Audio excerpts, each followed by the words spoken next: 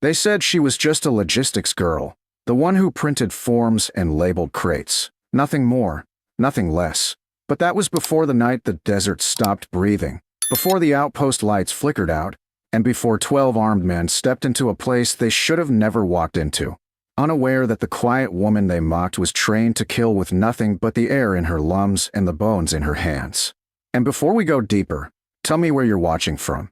And if you agree that the strongest people in the room are always the ones no one notices, make sure to like and subscribe, because this story, this one proves it.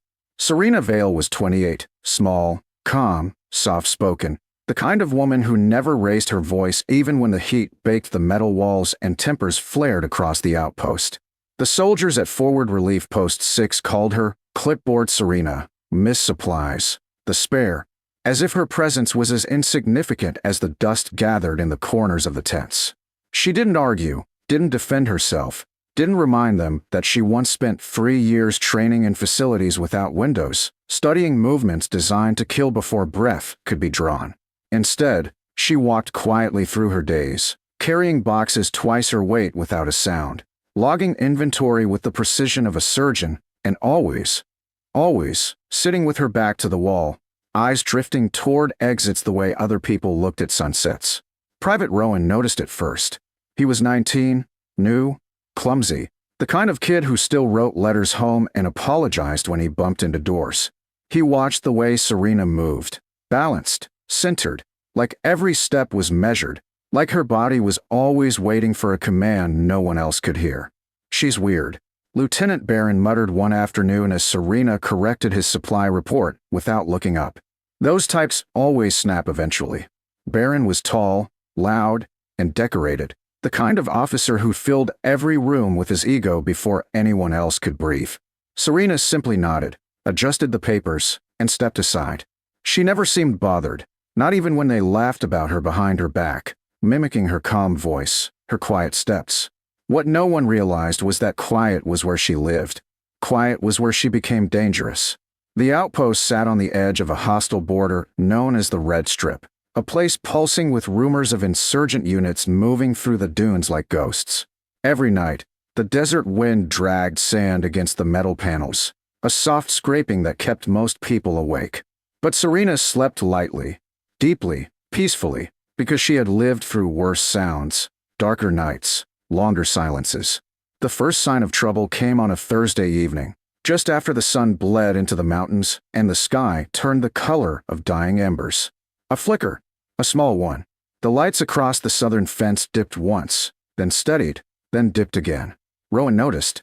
He was sweeping the walkway when he looked up and saw the brief shiver of electricity across the wire. "Power surge," Barron said, dismissive. "We get those all the time." Serena didn't agree, though she didn't say it out loud. Instead, she stepped toward the window and watched the perimeter lights as if listening for a heartbeat.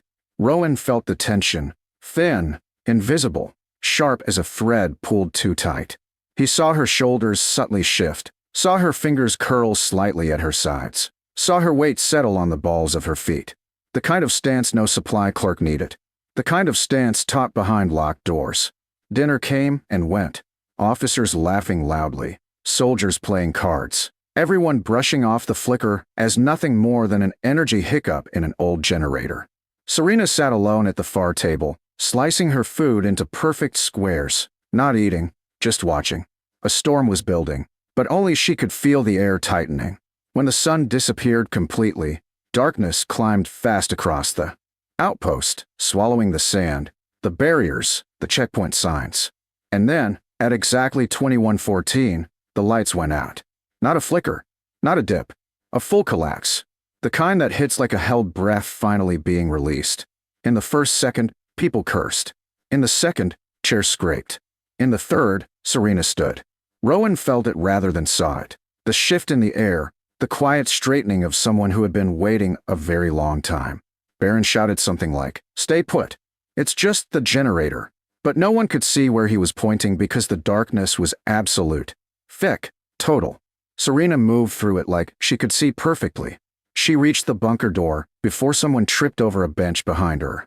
Rowan followed her voice, soft, steady, cutting through the blackness like a thread guiding him forward.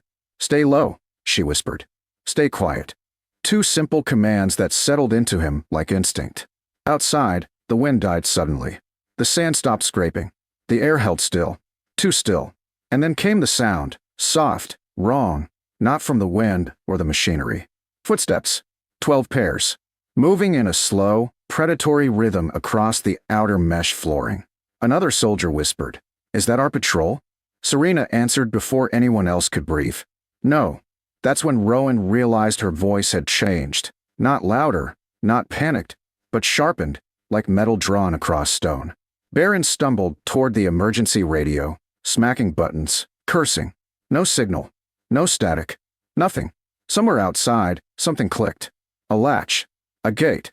Serena took one breath, deep and controlled, the kind taken before a storm breaks. "They're inside," she said quietly. 12 of them. Rowan's heart slammed against his ribs. "How do you know there's 12?" he whispered. Serena turned her head slightly. Even in the dark, he felt her eyes on him. "Because I counted their breathing." And in that moment, before the first shadow slipped through the mess hall entrance, before the screams that would follow, before the world learned who she truly was, Rowan understood something every soldier on that base had missed. Serena Vale had never belonged behind a desk. She was something else entirely. Something lethal. Something awakened. Something the 12 men walking into that darkness would soon regret with their final breath. The first intruder entered like a shadow that had learned to breathe, slipping through the doorway with a rifle raised and steps soft enough to belong to a predator. But Serena was already moving, already alive in a way the others had never seen, her body shifting with a silent certainty that came from a past none of them had bothered to ask about.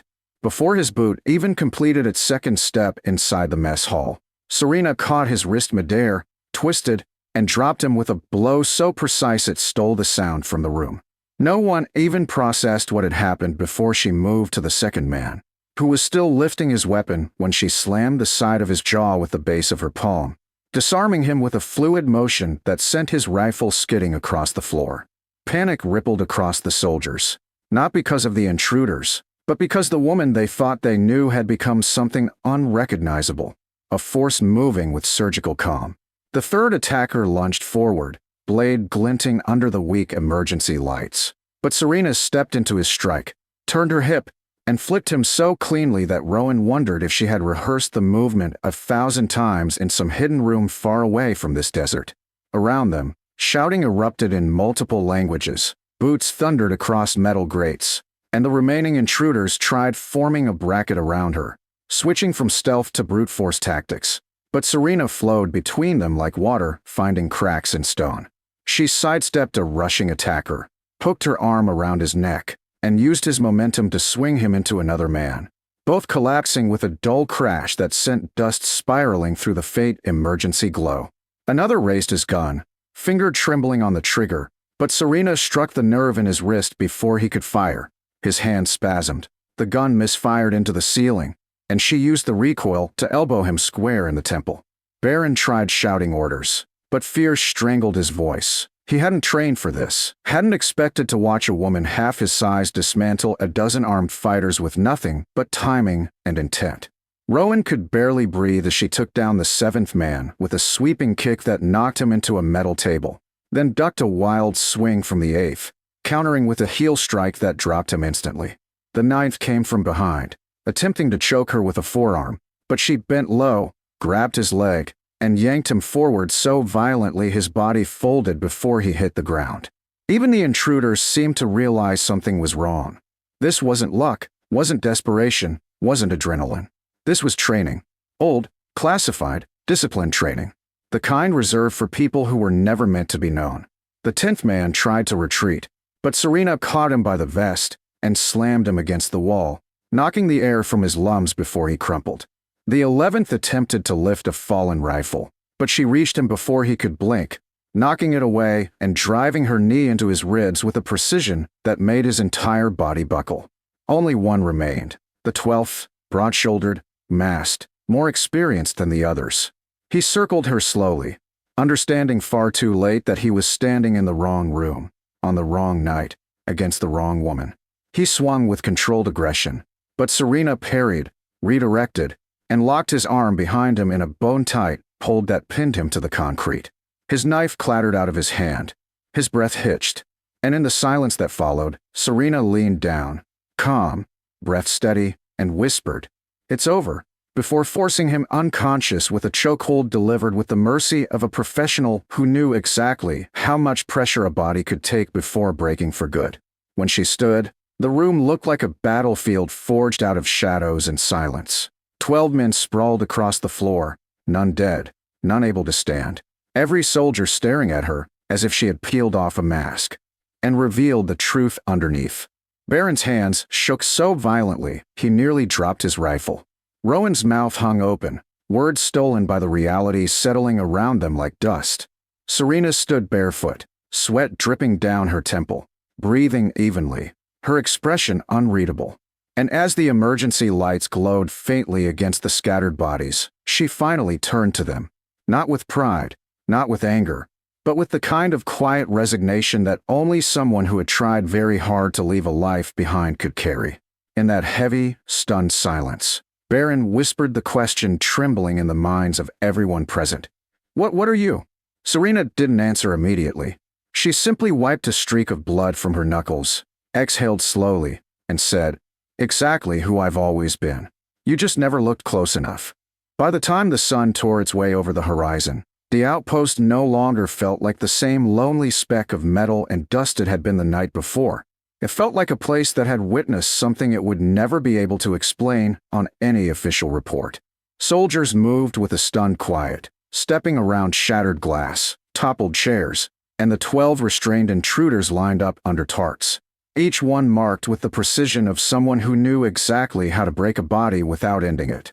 Medics whispered theories, officers scribbled chaotic notes, and yet the center of all that chaos stood alone at the fence. Serena Vale, her posture straight, her expression unreadable, her wrapped hands hanging loosely at her sides, as if her body remembered everything but her mind was trying desperately to forget. Rowan watched her from a distance, unable to shake the image of the woman who had moved like a storm in human form, silencing trained killers with the same calm she used to sort batteries and water filters. Then the helicopters arrived, 3 of them, descending in a roar of sand and authority, their wind ripping through the outpost like Judgment Day. Commanders, investigators, security teams, and military intelligence officers piled out in thick waves, some clutching tablets, others gripping radios, all of them ready to interrogate whoever was responsible for the carnage. But the moment the lead general stepped onto the sand, a scarred man with frost-white hair and a jaw carved from old wars, the entire energy shifted. He didn't look at the bodies. He didn't look at the damage. He didn't look at the officers waiting for orders. His eyes went straight to Serena, and for the first time, Rowan saw something in her face flicker, recognition, and something dangerously close to dread.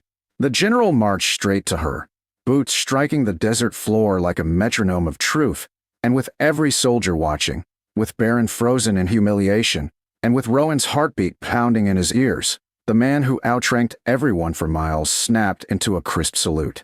Gasps cut the air. A medic dropped and fore back. Baron stumbled back like someone had shoved him. And Serena, quiet, calm, relentlessly composed Serena, returned the salute with the kind of precision no supply clerk would ever have learned. The general addressed her with a title that changed the air itself. Tier, 4 close quarters specialist, designation hollow. The words felt heavy, sacred, forbidden. Tier 4s were the kind of operatives whispered about in training camps, the ones whose files were stored behind vault doors thicker than the outpost walls. If a Tier 1 was elite, a Tier 4 was myth, someone sent when negotiations failed, when missions stopped being missions and started being warnings carved into the memory of whoever survived. The soldiers stared at her like she had ripped off a mask and revealed something ancient beneath it.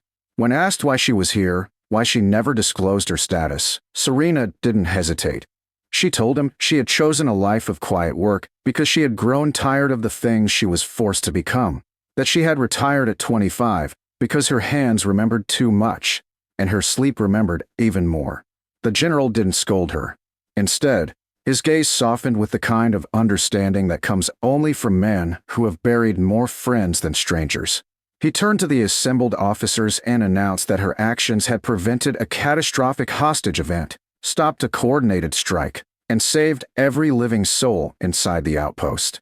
Baron, hands trembling, tried to stammer out an apology about disrespect and misjudgment, about ignorance he couldn't take back.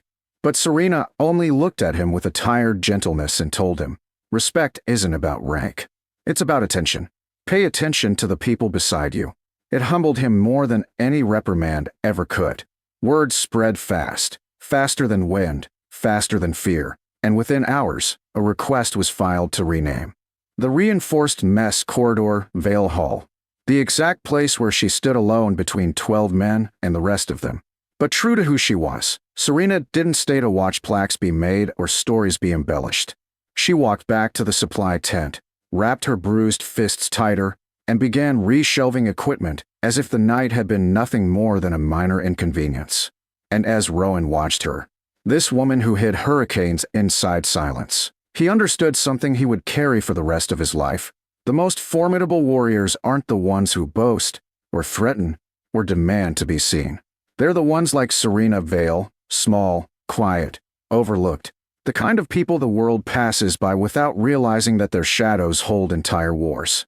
And though the outpost would continue its operations, patch its walls, replace its glass, and heal its bruises, every person who lived through that night would forever remember that their lives were saved not by a unit, not by a title, not by superiority in weapons, but by a woman who chose peace every day until peace was no longer an option.